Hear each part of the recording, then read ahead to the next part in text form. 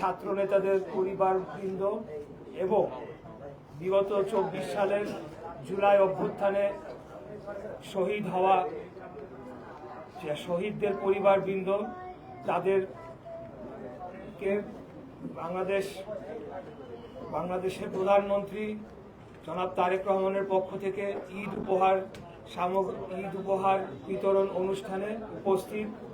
আজকের এই অনুষ্ঠানের প্রধান অতিথি বাংলাদেশ গণপ্রজাতন্ত্রী সরকারের সড়ক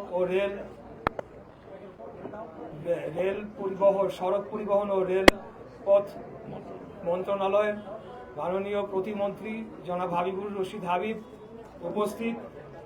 ঢাকা মহানগর দক্ষিণ ছাত্র দলের সংগ্রামী আহ্বায়ক শামীম এবং সদস্য সচিব আব্দুর রহিম ভূঁইয়া সহ উপস্থিত সকলে মিডিয়ার ভাই ও বোনেরা, আসসালামু আলাইকুম। আমি মুক্তিযুদ্ধ বিষয়ক মন্ত্রণালয়ের প্রতিমন্ত্রী।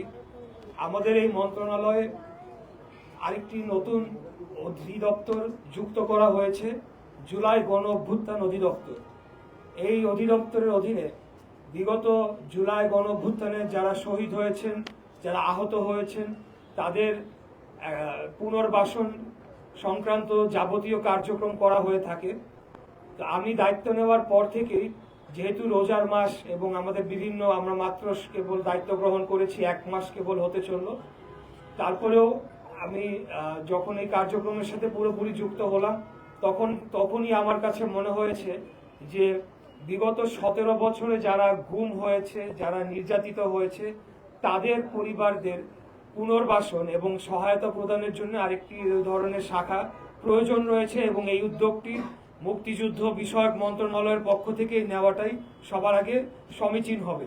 তাই আমি আপনাদের মাধ্যমে আজকে কথা দিচ্ছি, আমার এখানে গুম পরিবারের সদস্যরা রয়েছেন, জুলাই অভ্যুত্থানে যারা শহীদ হয়েছেন সেই সদস্যরা রয়েছেন, যে ঈদের পরপরই আমি মাননীয় প্রধানমন্ত্রীর কাছে একটা প্রস্তাব রাখবো যে আমাদের এই গুম পরিবারের যারা সদস্যরা রয়েছেন, মুক্তিযুদ্ধ বিষয়ক মন্ত্রণালয়ের পক্ষ থেকে যাতে তাদের পুনর্বাসনের জন্য উদ্যোগ নেওয়া হয় এবং সেই ধরনের কার্যক্রম হাতে নেওয়া হয়। মহান মুক্তিযুদ্ধ থেকে শুরু করে জুলাই গণ অভ্যুত্থান পর্যন্ত প্রত্যেকটা আন্দোলনই কিন্তু একই সূত্রে গাঁথা।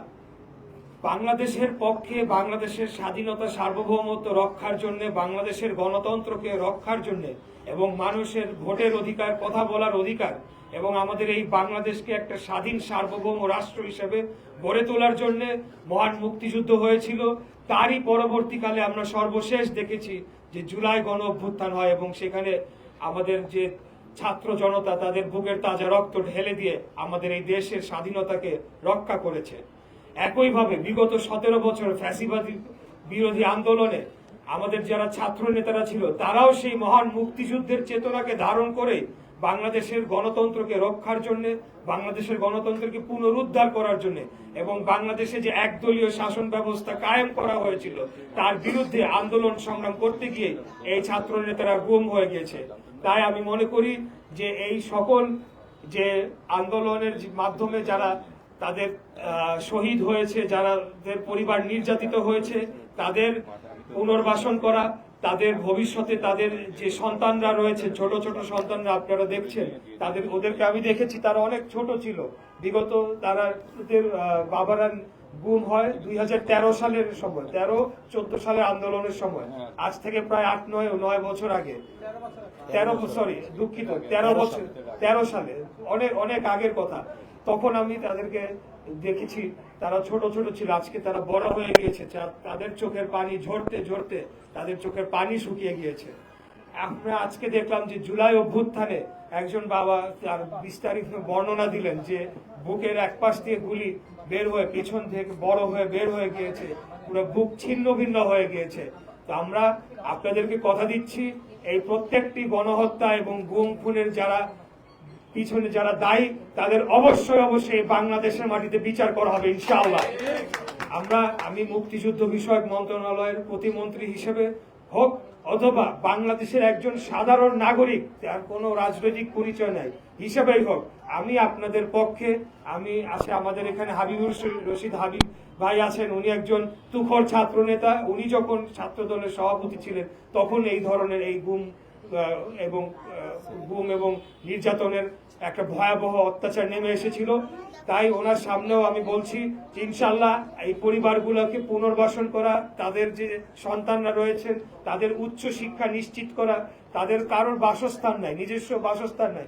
আজকে যদি তাদের বাবারা বেঁচে থাকতেন তারা ভালো পজিশনে থাকতেন, তাদের একটা নিজস্ব বাসস্থান থাকতো, তাদের ছেলেমেয়েরা ভালো পড়াশোনা করতে যাওয়ার জন্য চিন্তা করতে হতো না। এই জিনিসগুলো আমরা অবশ্যই নিশ্চিত করতে চাই এবং এটা আমি মনে করি বাংলাদেশ সরকারের দায়িত্ব এই জিনিসগুলো নিশ্চিত করা। তাই আমি আপনাদেরকে কথা দিচ্ছি ইনশাল্লাহ আমরা আগামী রোজার ঈদের পরে যখন আমাদের কার্যক্রম পুরোপুরিভাবে শুরু হবে, আমাদের মাননীয় প্রধানমন্ত্রীর কাছে আমরা যাব দরকার হলে গিয়ে এই পরিবারগুলো যাতে আগামী দিনে তাদের ভবিষ্যৎ যাতে সুরক্ষিত হয় সেটা নিশ্চিত করার জন্য আমরা কাজ করে যাব।